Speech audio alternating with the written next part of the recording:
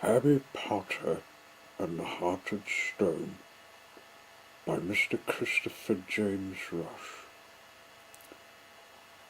Chapter 1. The Boy Reborn. 2015 came and the new year was beginning with many happenings. Tasman Sodor, known as Australia, was live with people at work. So was America and England. Everything was all normal until someone has emerged from the dead. Mr. and Mrs. Kelly Trim of number 9 Whittleweed Orphanage are proud to say that they were perfectly normal. Thank you very much. They just couldn't cope with such nonsense. Mr. Kelly Trim was headmaster and Mrs. Kelly Trim was headmistress. They were in charge of the teachers they choose to hire. They have one, which is Miss Flint, who has an annoying personality of being bossy, which none of the children didn't like.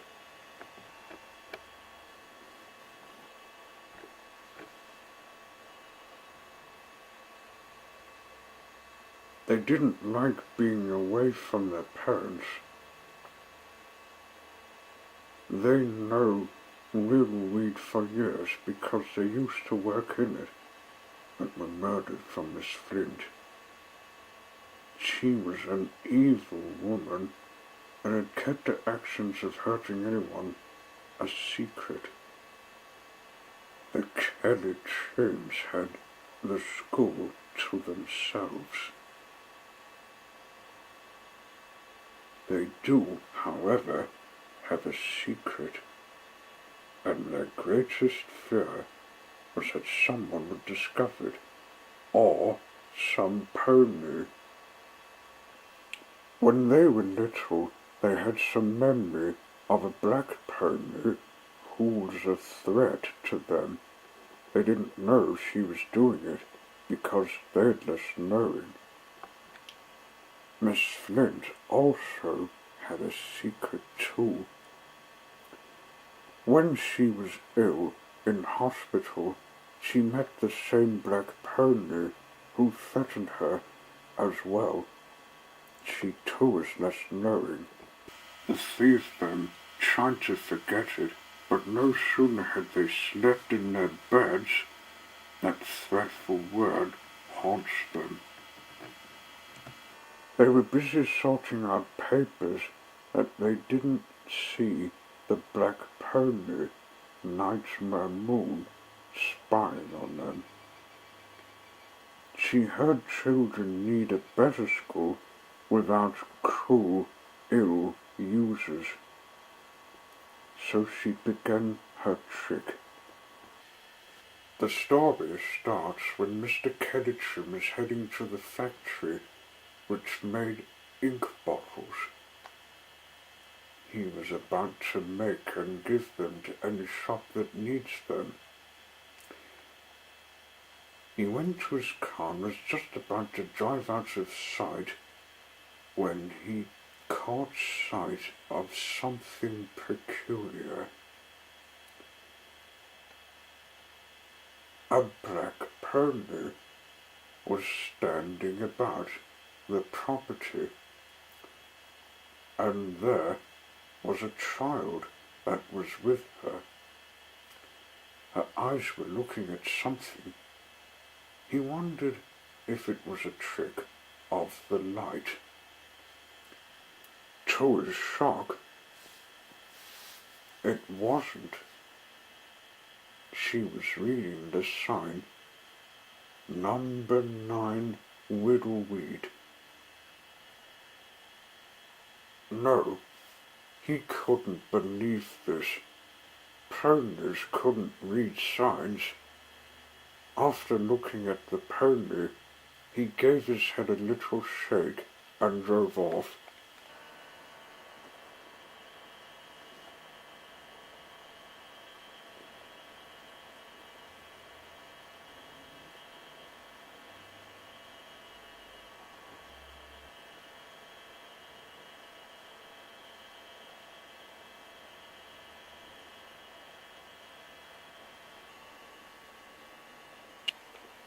As he sat in the usual traffic jam, he couldn't help but notice that there seemed to be a lot of steam engines about.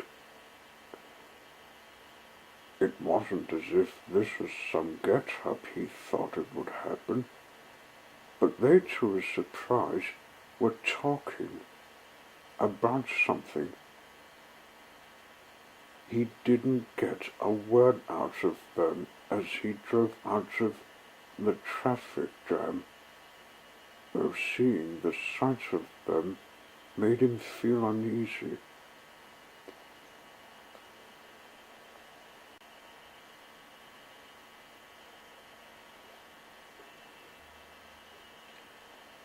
He and his wife and Miss Flint also have a secret too.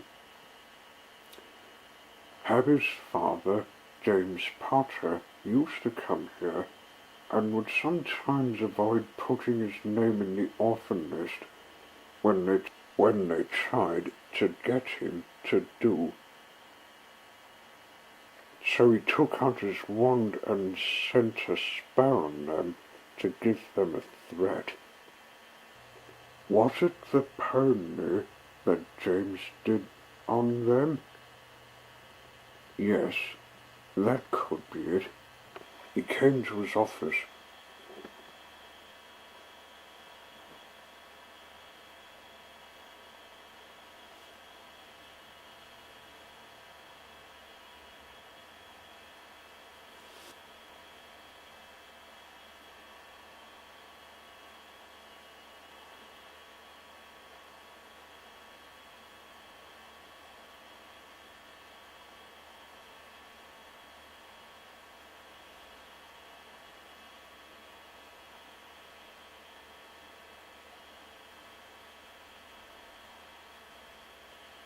Where he always set to sort out papers of what item records get on them. If he hadn't, he wouldn't get himself away from the black pony. Surprisingly, he didn't notice her had been watching him. She must have got in first and hid behind the desk. He was shouting down the phone about engines that should be in retirement, but always had failment when British Railways couldn't afford him to be harsh on engines. You see, he was a person with personality, and he was hating engines on steam. He liked diesels. I don't trust British Railways. He liked diesels,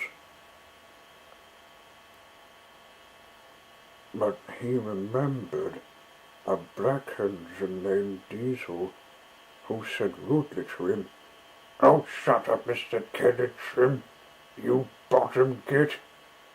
You should know diesels and steam engines should work together. You need to show some respect to them, or else you'll be sorry."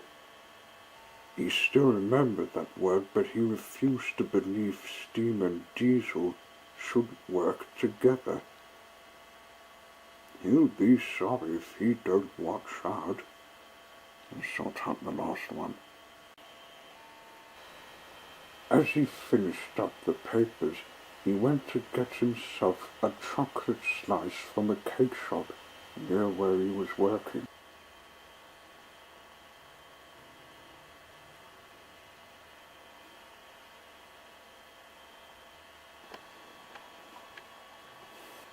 He passed the engines, who, to his shock, were looking at him. Nervously, he looked around them to see if they were busking, but he couldn't see a collecting tin.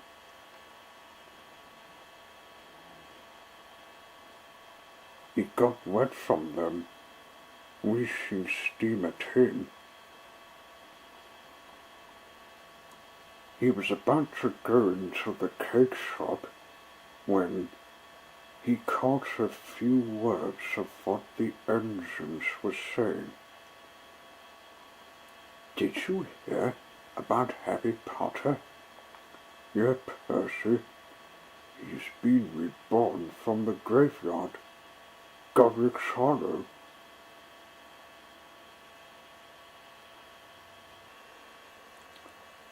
Mr. Kellitrin stopped dead. Fear flooded in him. He remembered James Potter, who'd shown his fate to him, his wife, and Miss Flint.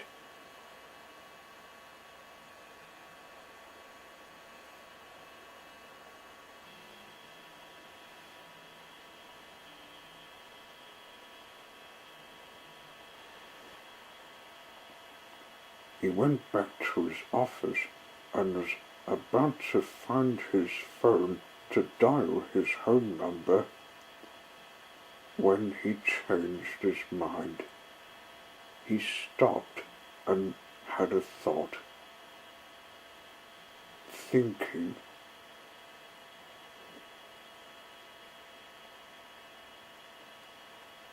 No, he was being stupid.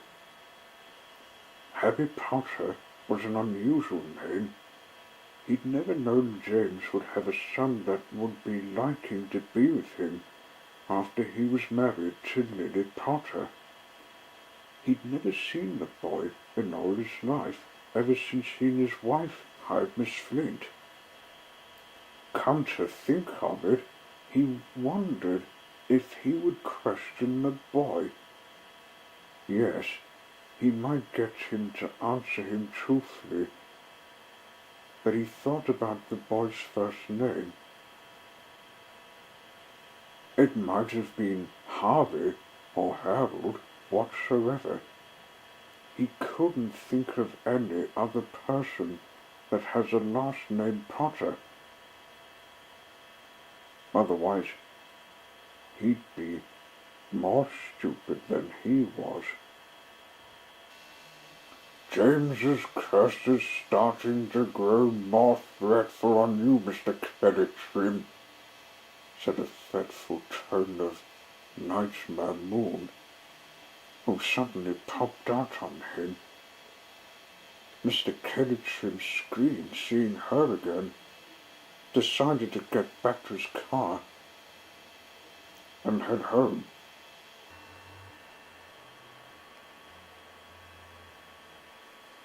He was determined not to tell his wife what strange day he had.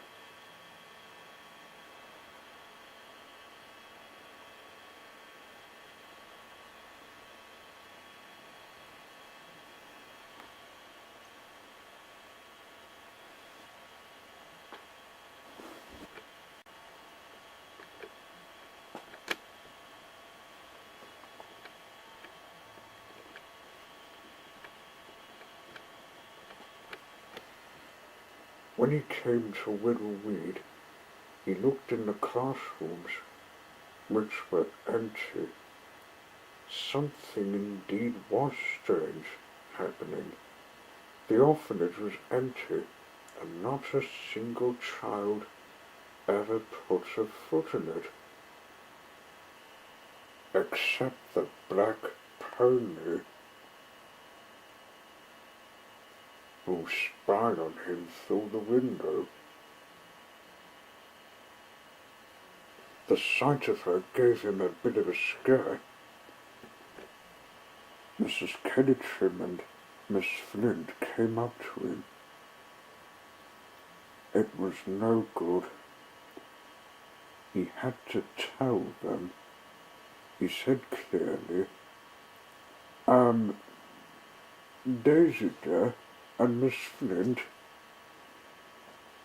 You haven't heard from James Potter, have you?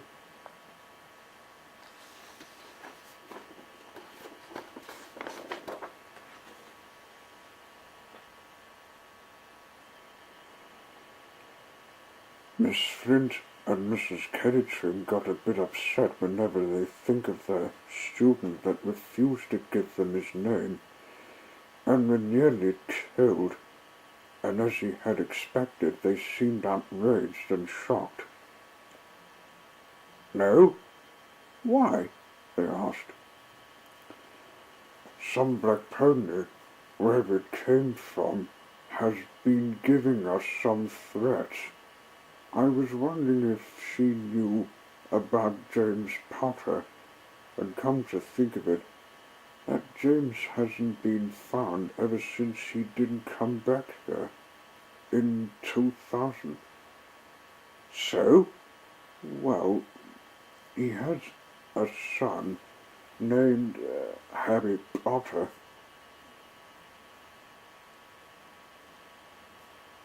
Perhaps he knows about his father's non-seen crime. We'd better be ready for him, said Miss Flint, because I want to not be annoyed from that black horse again. You get stressed if you don't watch out. And I'm a pony, not a horse.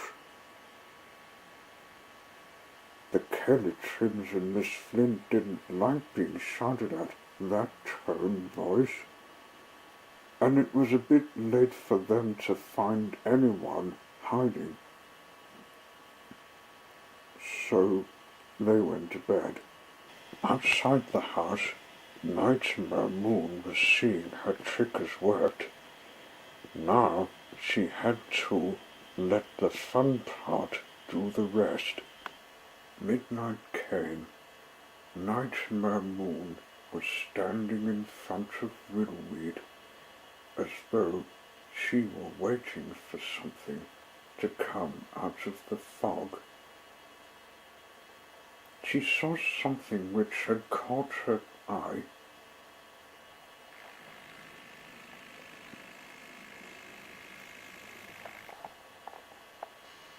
A green-saddled tank engine was chuffing through the fog of the large moonlight line with the lamp switched on.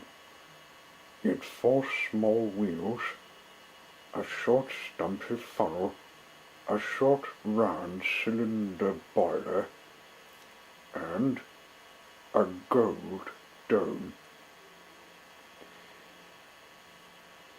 This engine was never sighted in this part of England for years, since the 80s.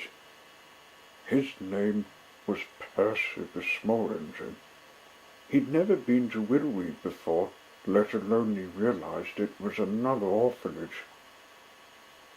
He did also seem to realize that even if he would move a wheel in front of the building, someone like sharp-eyed Mrs. Kettitrim, who he was lucky not to see when asleep, he whispered something to his passenger to get the lights turned off.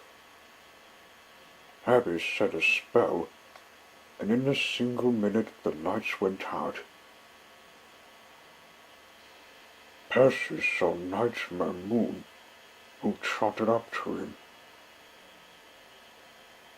Fancy meeting you here, Percy. Hello, Nightmare Moon. I see this is Whittleweed Harry was in. Last time he was here. Yes, and it's owned from the Kellytrims, who I threatened when they were little. They were troublemakers that were wanting to be youths, and they have. They still are even when they're grown up. My dear pony, surely They have remembered James Potter that has threatened them because he told me that they were his mother and father with bad personalities, and Miss Flint, his sister, was not really kind to his brother. She thinks he was no use to her and her parents.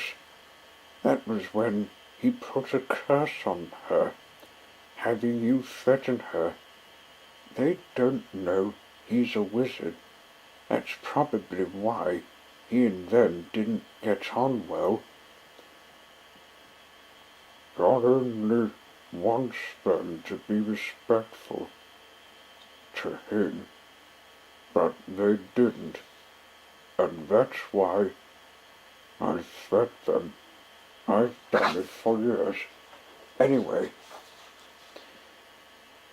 what are we here for?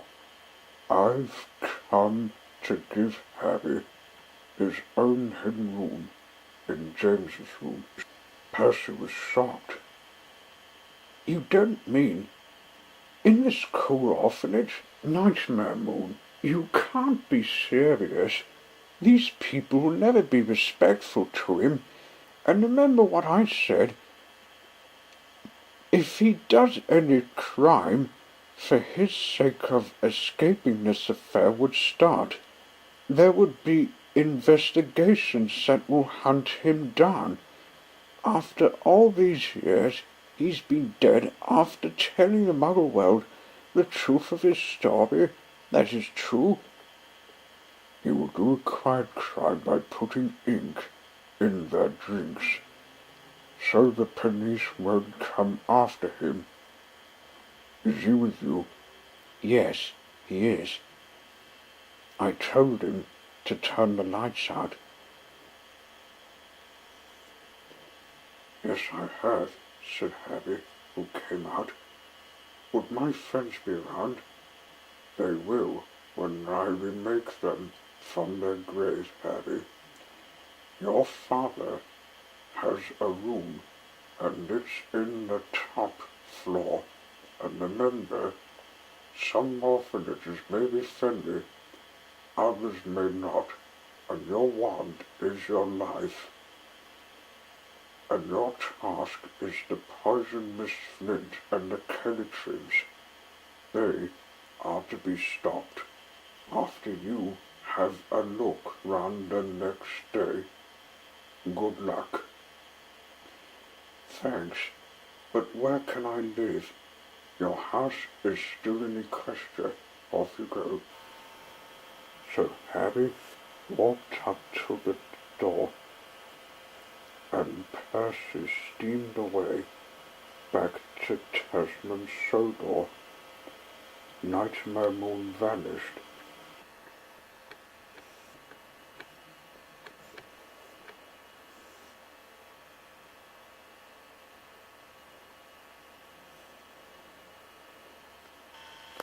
He walked up the stairs, and with a single soft footstep from his spell he made, he went to his father's room, where he slept, listening to some whispers saying, "To Harry Potter, the boy who lived."